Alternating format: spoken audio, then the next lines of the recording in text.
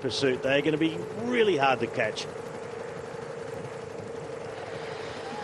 Really, really hard to get, but on this helicopter image, it looks painfully close at the moment.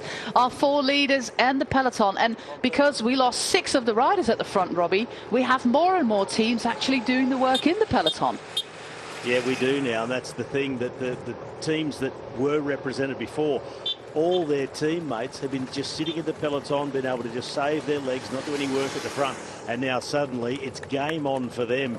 Their teammates are out of the break, and we've got then fresh legs at the front to do the chasing. So that gap is really narrowing now, under 10 seconds, with Anthamashi Wanty-Gobert now coming to the front.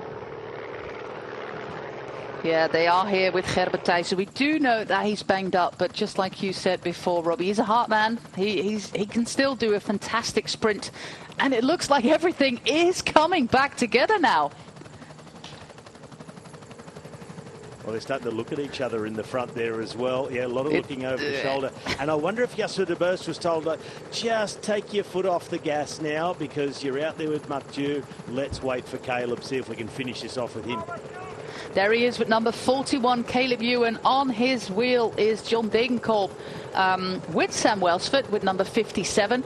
So we do know that he is still there. Fabio Jacobsen, the European champion, is a name to look out for at the front as well. We have, yeah, how many sprinters did I miss? Jacobsen, we have Gerben Thijssen, Caleb Ewan, Sam Welsford, Jacobsen, as Jasper de Beurs is going for a late flyer here. Oh, that's an interesting move. You know, obviously, he was not doing that much anymore, and maybe just a last ditch to leave it to the other teams. And maybe he's thinking, well, I've used up my legs that I'd normally have in reserve for the lead out for Caleb. So just try and make it hard for everybody else really late with just 3 kilometres left. Emil Lipinj at the front, the rider from Latvia, trying to bridge across there. We have a lot of riders for the UNOX team. We do know that Alexander Kristoff is still in this group as well for UNOX. What can Jasper de Beurs still do as a lead out for Caleb Ewan? I don't think it will be a lot, but just like you said, he let the other teams do just that a little bit more work in the final sprint preparation. He still has got 2 riders of Lotto Destiny in front of him, Caleb Ewan has. Well, as far as organisation goes, I'm seeing Alpecin de Koning on the right-hand side. They're just coming up and passing Mathieu van der Poel, but they're really well organised with Jasper Philipsen on the back. They're all together. All the rest, all the other sprinters' teams, they're all sort of split up. I don't see any of that sort of colour blocking and riders getting together.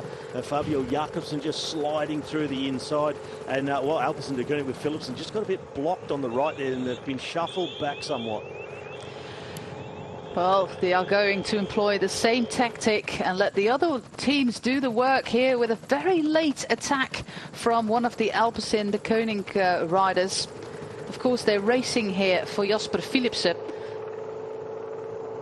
I have the feeling this is going to be a bit of a messy lead out, and well, the sprint maybe not, but the lead out certainly, the preparation for the sprint with a late attack now here from Alpecin de Koning. So they've been on the attack all day. Gianni Vermeers, exactly, the gravel world champion on the attack. So they've got Philipsen back there, and they just let all the other teams just mop up the rest of the work. And at the moment, that is Soudal Quickstep looking over the shoulder. They're trying to find the whereabouts of Fabio Jacobsen.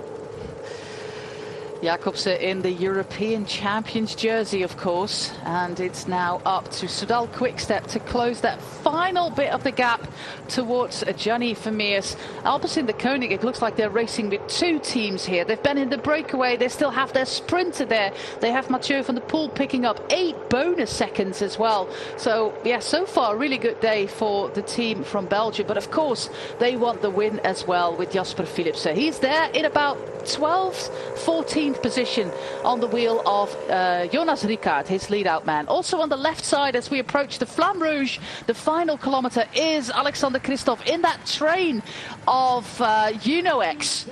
Final kilometre, Robbie, a really, really wide road here. We can see the sprint train starting to form as it might actually be Thibaut Nys there on the wheel of Alexander Kristoff. Caleb Ewan is Yeah, he's trying to get onto the wheel there of Philipsen. His two men are at the front, but Ewan is on the wheel of Jasper Philipsen. Final lead out there for the men of Lotto Destiny. Caleb Ewan behind Philipsen. We still have Alexander Kristoff going for it. Final push there by Lotto Destiny. Now it's up to Jonas Ricard with Philipsen still in third place. They still have one rider left. Final lead out rider there for Alpecin de Koning. 150 meters to go. Caleb Ewan is trying to get out of that wheel of Jasper Philipsen. Philipsen is launching a sprint now. Ewan is not going to sprint. We have Jasper Philipsen, we have Jacobsen as well. A real battle to the line, but the win is for Alpecin de Koning. Jasper Philipsen wins the sprint. What a day for that team. Day out for Alpecin de Koning with Mathieu van der Poel in the breakaway all day, but Jasper Philipsen just able to stay nice and cosy in the peloton and then using his teammates. I mean, they used everything. The late attack from Gianni Vermeers. Dries de Bont was marking the front of the peloton, but in the end, then Jasper Philipsen just perfectly let out. The battle was for his wheel between Caleb Ewan and Fabio Jacobsen. Caleb Ewan, he faded just as the sprint was going to start and just couldn't get himself up there. And Mathieu van der Poel, big congratulations for Jasper Philipsen. It's 2 wins in just a few days' time for Philipsen after the Elfstede Ronde. Yeah, that's a good return from altitude camp, isn't it? And they're now 1 and 2 in the GC as well, because Van der Poel picked up 8 seconds there at those golden kilometer sprints as well. So yeah, first place in GC, Philipsen, second Van der Poel. I hope we can get a replay and your analysis on the sprint, hopefully from an overhead view. But this man, he's ready. He's ready for the Tour de France. They spend a lot of time together at altitude, Philipsen and Van der Poel. And Philipsen said, I did so much climbing, I've had enough of it. They both, it is indeed. It is Van der Poel. Van der Poel in second wheel. So Van der Poel in second wheel. Here comes Kristoff with his lead out on the left-hand side. Caleb Ewan at the moment has the wheel of Jasper Philipsen. Jacobsen comes out, gets his shoulder in front, and a little bit of a bump with Ewan, puts him out of the wind, takes the wheel off him. So Caleb Ewan going backwards, and then he gets himself boxed, he's behind and sits up, does nothing anymore. Philipsen looks over the shoulder, sees Jacobsen. He starts to loom up, but it was clear at the end. It was just around a wheel difference between the two. Jacobsen, he might be ruining the fact that he just got that wheel way too late, and then he just started his run too late. Caleb Ewan out of it. Look at Mathieu van der Poel out in the break all that time and provides the final lead out, and he knows it. Already the run to the line. The hand up in the background by VDP. Jasper Philipsen gets another one.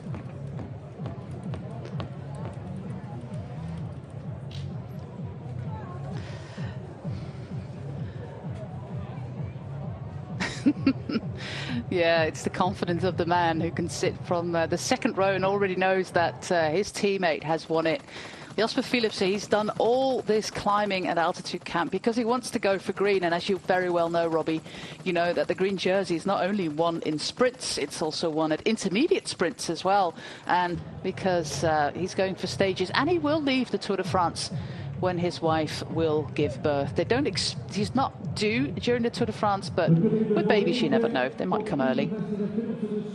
Looks like Timothy Dupont there in third place. Paul, Alexander Kristoff, David Romero, Mathieu van der Poel, Joris Nieuwenhuis, Ryan Kamp, 3 cyclocross riders in a row, Oded Kogut and Tom van Asbroek. Great result there for the youngster from Israel, Oded Kogut. He's not old, he's still very young and very promising young man.